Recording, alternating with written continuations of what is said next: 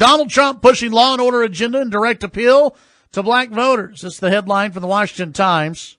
Republican Donald Trump made his most direct appeal yet Tuesday for black voters in the presidential race, pushing forward an agenda to restore law and order and revitalize inner city neighborhoods that he says suffers from years of misguided Democratic policies. Well, he's right on that. In a speech delivered not far from the Milwaukee neighborhoods rocked by anti-police riots, Trump laid the blame for urban despair and conflict between police and minorities at the feet of the Democratic nominee Hillary Clinton. Quote, "I am running to offer you a much better future," Trump said in a speech in West Bend, Wisconsin. "Crime and violence is an attack on the poor. It'll never be accepted in a Trump administration." He said that policies holding back minority neighborhoods were part of the, quote, rigged system led by Mrs. Clinton, who he said pandered to black voters but didn't really care about their suffering. Quote, "The political class that Clinton has been a part of for 30 years has abandoned the people of this country.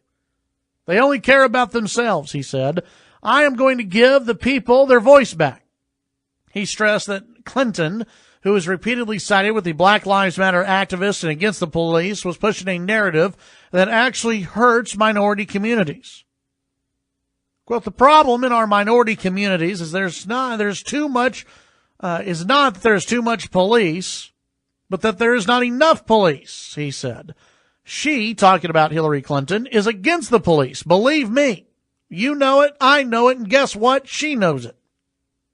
Trump argued that Democratic policies are responsible for the persistent high unemployment, inadequate education, and substandard living conditions that blight inner city neighborhoods. He's made similar appeals to minorities, but the pitch has failed to win significant support from black voters. Polls overwhelmingly show black majority and Hispanic voters, as many as 99% of blacks in one poll, siding with Clinton. This time, Trump asked voters to consider whether Clinton was being honest with minority voters and whether she truly had their best interest at heart, focusing on character and trustworthiness issues at which voters already have doubts. The speech revived Trump's vow to be the law and order candidate, which he first declared in a similar speech last month in response to a sniper ambush that killed 5 Dallas police officers at a Black Lives Matter demonstration. He was scheduled to hold a campaign rally in West Bend, but altered plans to deliver a scripted law and order speech in response to the rioting in Milwaukee. He wrote the speech with former New York Mayor Rudy Giuliani, a close advisor to Trump who is traveling with the campaign. Trump said that he's championing of police in inner cities, dovetailed with his agenda to make better trade deals and secure the border and fight terrorism. Quote, "I'll be your fighter. Believe me, I will be your fighter," the New York billionaire, noting the rising unemployment, food stamp dependence, and minority communities under Obama. Trump said he had a message for every parent worried about what their future holds for their kids. "I'm with you. I will fight for you. I will win for you." Trump's framing the tensions between black communities and police as law and order issues risk alienating black voters who interpret law and order as a racist dog whistle. However, the pro-police stance puts Trump on the side of Americans across the country who were shocked by the riots and fearful of terrorism in a world that appears to be increasingly out of control and dangerous. Clinton has repeatedly sided with the Black Lives Matter movement amid the ongoing conflict. She snubbed the National Fraternal Order of Police, the largest police union in the country, by not even seeking their endorsement. Speech marked the second consecutive day in a row in which Trump delivered prepared remarks from a teleprompter, breaking with his usual impromptu stump speech. You know, if you watch last night's speech from Donald Trump, the only criticism that I have is that I wish he would have done it earlier in the evening. There was one report that he was running about an hour and a half to 2 hours late. And to get that speech into prime time for more of the news networks, maybe they would have gone live because it was sold as a groundbreaking speech. And I think in a way it was, because he spoke honestly about what Democratic policies have done to our inner cities, to our largest cities. You look at Baltimore, you look at Detroit, Milwaukee. You look at these cities that have been run by Democrats. Look at the states that have been run by Democrats for decades. They're terrible. High crime, high poverty. And Trump is basically standing there last night going, don't you want something different? You keep voting for the same. You keep voting for the Democrats because the Democrats say they're with you. They care. They feel your pain. That they're going to lift you up out of poverty. They're going to lift you up out of the crime-infested areas in which you live. Lift the kids out of bad education. And they say this year after year after year after year, and nothing changes in these cities. And you don't have a lot of establishment Republicans who are going around saying this. That was a speech last night from Donald Trump. If he had been giving that type of speech for the last 2 months, the man would be up maybe by 8 points right now on Hillary. That's the kind of stuff people need to hear. Now, you will have the liberals who will absolutely, and they started last night on social media.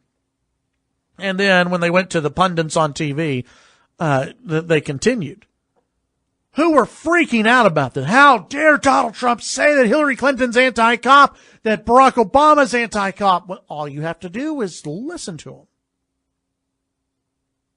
How dare Donald Trump say that Democrats are responsible for the poverty in America? Well, all you have to look is at their policies. All you have to do is look at who's running the cities with the highest amount of poverty. Guess what? It's Democrats. Liberal policies, and we know this. I'm preaching a little bit to the choir here. Liberal policies don't help the people. They don't lift you out of poverty. They can't. Liberal policies are dependent on you being dependent on them. Conservative policies want to get you away from all that, where you're not dependent on the U.S. government, where you're not dependent on the handout. Liberal policies want you to be dependent on that. We're seeing Obamacare completely fail. Well, guess what's going to be pushed? More dependence, a single-payer system. And you can bet that's where Hillary Clinton will go. That is the road we're going down. So where you will be more dependent on the government. We hear from Democrats all the time. Government is your friend. Government is your buddy. It's here to walk with you. No, it's not. And Donald Trump did a pretty good job last night laying that out. And I wish more people would have seen that.